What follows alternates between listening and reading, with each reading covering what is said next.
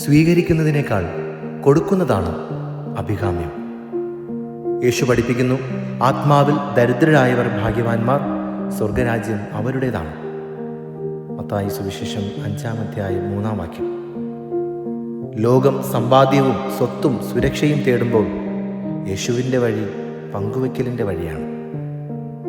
അസീസിയിലെ വിശുദ്ധ ഫ്രാൻസിസ് ഈ സത്യം തൻ്റെ ജീവിതത്തിലൂടെ ജീവിച്ചു കാണിച്ചു. അദ്ദേഹം തൻ്റെ സഹോദരന്മാരോട് പറയുമായിരുന്നു, നൽകുമ്പോഴാണ് നാം സ്വീകരിക്കുന്നത്.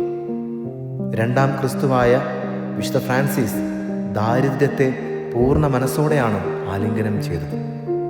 ദാരിദ്ര്യം ഫ്രാൻസിസിൻ്റെ ആധ്യാത്മികതയുടെ അടിസ്ഥാനമായിരുന്നു.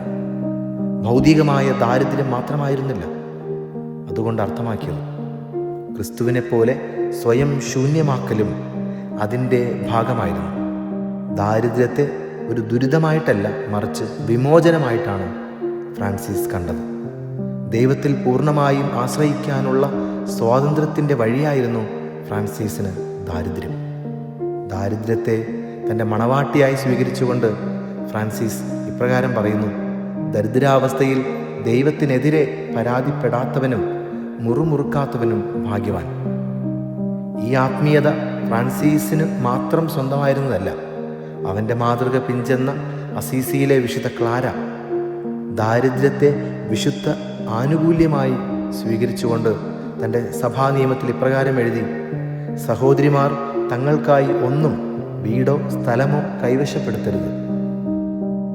ദാരിദ്ര്യത്തെ പുണരുന്ന ഈ ഫ്രാൻസിസ്കൻ മനോഭാവം ക്രിസ്തുവിൻ്റെ ശൂന്യവൽക്കരണത്തെയാണ് പ്രതിനിധാനം ചെയ്യുന്നത്. ഫ്രാൻസിസിൻ്റെ ദാരിദ്ര്യ ചൈതന്യത്തെ വിപ്ലവകരമായ സുവിശേഷ സാക്ഷ്യമായി വിശുദ്ധ ജോൺ പോൾ II പാപ്പ വിശേഷിപ്പിക്കുന്നു. ക്രിസ്തീയ ദാരിദ്ര്യം പ്രത്യാശയുടെ ഒരു പ്രവൃത്തിയാണെന്ന് ഫ്രാൻസിസിൻ്റെ ജീവിതം നമ്മെ ഓർമ്മിപ്പിക്കുന്നു. തനിക്ക് അവകാശമായിരുന്ന സ്വത്ത് ഉപേക്ഷിച്ച് ദരിദ്രരോടൊപ്പം ജീവിച്ച ഫ്രാൻസിസ് വസ്തുക്കൾ കൊണ്ട് ഹൃദയം നിറയ്ക്കാൻ കഴിയില്ലെന്നും സ്നേഹവും ദൈവസാന്നിധ്യവുമാണ് യഥാർത്ഥ സമ്പത്തെന്നും ഓർമ്മിപ്പിക്കുന്നു. നമ്മുടെ സ്വന്തമായി പറയാൻ കഴിയുന്നത് പാപങ്ങൾ മാത്രമാണ്, മറ്റെല്ലാം ദൈവത്തിൻ്റെ ദാനമാണ്. ഇന്നത്തെ ലോകത്ത് സമ്പത്തും മത്സരവും സ്വാർത്ഥതയും വർദ്ധിക്കുമ്പോൾ ദാരിദ്ര്യം ശക്തമായ ഒരു സാക്ഷ്യമായി മാറുന്നു.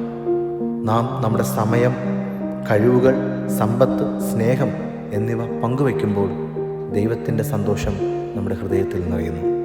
പ്രിയപ്പെട്ടവരെ, ഈ നോമ്പുകാലത്തിൽ ദരിദ്രരെ കാണുമ്പോൾ യേശുവിനെ കാണാൻ നമുക്ക് പഠിക്കാം. കൊടുക്കുമ്പോൾ കുറയുന്നു എന്ന് തോന്നാമെങ്കിലും ആത്മാവിൽ നാം കൂടുന്നു എന്ന് തിരിച്ചറിയാം. കാരണം നൽകുമ്പോഴാണ് നാം യഥാർത്ഥത്തിൽ സ്വീകരിക്കുന്നത്. ആമേൻ. നാഥനോടൊപ്പം ആത്മനാഥനോടൊപ്പം